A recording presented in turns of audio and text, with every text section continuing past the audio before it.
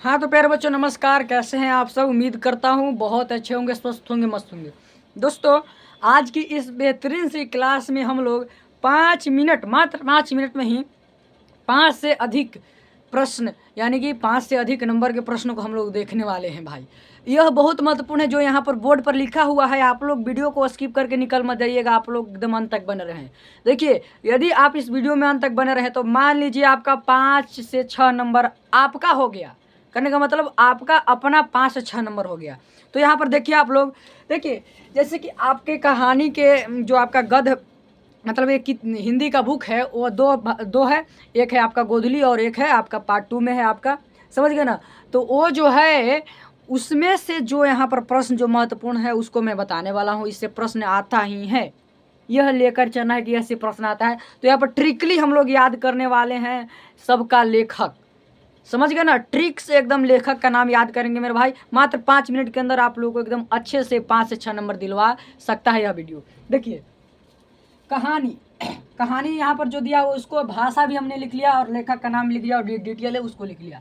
देखिए दही वाली मगमा कन्नड़ कहानी है मेरे भाई, श्रीनिवास जी लिखे हैं और उनका जन्म 6 जून 1891 को हुआ था और B.R. नारायण उनका अनुवादक थे। और देखिए एक महत्वपूर्ण प्रश्न यह भी बनता है कि श्रीनिवास जी का पूरा नाम क्या है। तो श्रीनिवास जी का पूरा नाम मास्ती वेंकटेश अयंगार है मेरे भाई, मास्ती वेंकटेश अयंगार है। यह भी प्रश्न आते रहता है। तो देख लिए पहला ढहते विश्वास। अब देखिए अंत में हम यहाँ पर ट्रिक भी बताने वाले हैं, आप लोग अंत तक बने रहें। ढहते विश्वास जो है उड़िया है, उड़िया भाषा में था लेकिन अनुवादित है, लेकिन उड़िया जो था वहाँ पर उड़िया भाषा में लिखा गया था। और यहाँ पर देखिए सात कोड़ी होता जी लिखे हैं, कितना अच्छा नाम है, सात कोड़ी होता, ठीक है ना। उनका जन्म 29 अक्टूबर 1829 में हुआ। देखिए 29 दोनों मैच कर रहा है कि नहीं मेरे भाई, यानी कि 29 अक्टूबर 1929 में हुआ था। और माँ जो है, माँ कहानी जो है आपका गुजराती है और ईश्वर पेटलीकर है ना, ईश्वर पेटलीकर जी लिखे हैं इस कहानी को। और इस कहानी का महत्वपूर्ण यहाँ पर है कि खून की सगाई भी इन्होंने ही लिखा, ईश्वर पेटलीकर, और काला पानी भी इन्होंने ही लिखा। रचना में पूछता है किसने लिखा, समझ गए। और नगर जो है तमिल यानी कि सुजाता, तमिल है और सुजाता जी लिखे जिनका पूरा नाम एस रंगराजन है। सुजाता जी का पूरा नाम एस रंगराजन है मेरे भाई। इनका जन्म जो है 3 मई 1935 ईस्वी को हुआ था। और के जमुना जो है इनका अनुवादक है इस कहानी का। और देखिए धरती कब तक घूमेगी, धरती कब तक घूमेगी जो आपका अंतिम जो है कहानी राजस्थानी है मेरे भाई। क्या है, राजस्थानी, राजस्थानी है। और इसका जो लेखक है सांवर दैया है। और देखिए यह जो है धरती कब तक घूमेगी समकालीन भारतीय साहित्य से लिया गया है, समकालीन भारतीय साहित्य से लिया गया है। अब देखिए अब मैं आपको इसका ट्रिक बता दे रहा हूँ, घबराने की जरूरत नहीं है। अब यहाँ पर आपको को एकदम अच्छे से ट्रिक बताने वाला हूँ। देखिए दही वाली मगमा कन्नड़ कहानी है। अब यहाँ पर आपको ट्रिक के माध्यम से याद करना है कि हमको लेखक का नाम कैसे याद हो, है ना। मात्र आपको यहाँ पर 5 ही कहानी है और इसका लेखक का नाम याद कर लेना है। तो दही वाली मगमा, मगमा जो है श्रीनिवास है ना, मगमा जो है श्रीनिवास के मतलब यहाँ पर कह सकते हैं दही श्रीनिवास जी खरीदते हैं। अब कहानी के बाद छोड़िए कि अंत में जो है वो लक्ष्मी के यहाँ जाती थी तो उसको छोड़िए, है ना।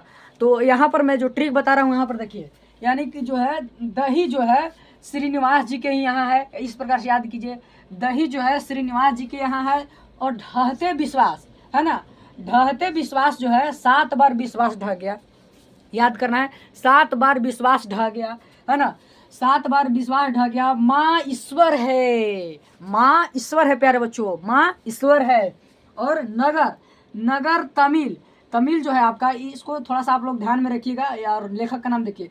तो नगर में सुजाता रहती है, नगर में सुजाता रहती है, यानी कि एक प्रकार से लड़की का बोल रहा है कि नगर में सुजाता रहती है। या यहाँ पर आप लोग यहाँ पर एस रंगराजन से भी याद करते हैं कि नगर में रंगों का राज होता है, नगर में रंगों का राज होता है। एक से एक विभिन्न रंग के लोग पहनावा वड़ावा या घर वगैरह सब पेंट करते थे, तो नगर का राज होता है। अब देखिए धरती कब तक घूमेगी, तो सांवर दैया, लेखक का नाम क्या है? सांवर दैया। तो धरती घूमती है तो सब लोग दैया रे दैया, दैया रे दैया करने लगता है, त्राही त्राही होने लगता है, दैया रे दैया करने लगता है। तो दैया यानी कि सांवर दैया मेरे भैया, समझ गए? तो यहाँ तक आप लोग उम्मीद करता हूँ कि एकदम अच्छे से समझ में आया होगा और आप लोग वीडियो में अंत तक बने रहें, इसके लिए मैं आप लोगों को बहुत बहुत धन्यवाद देना चाहता हूँ। और यह सभी ऑब्जेक्टिव में प्रश्न आते रहता है मेरे भाई, और इसका सब्जेक्टिव के लिए टेंशन नहीं लीजिए, आप लोग कहानी को एकदम अच्छे से पढ़ लीजिएगा। आपको एकदम परीक्षा में पेपर को एकदम रगड़ करने का मतलब कि कलम तोड़ वहाँ पर लिखना है, एकदम खूब लिखना है, समझ गए ना? तो आप लोग को अंत तक बनाने के लिए बहुत बहुत धन्यवाद। मिलते हैं अगली क्लास में, तब तक के लिए जय हिंद मेरे भाई।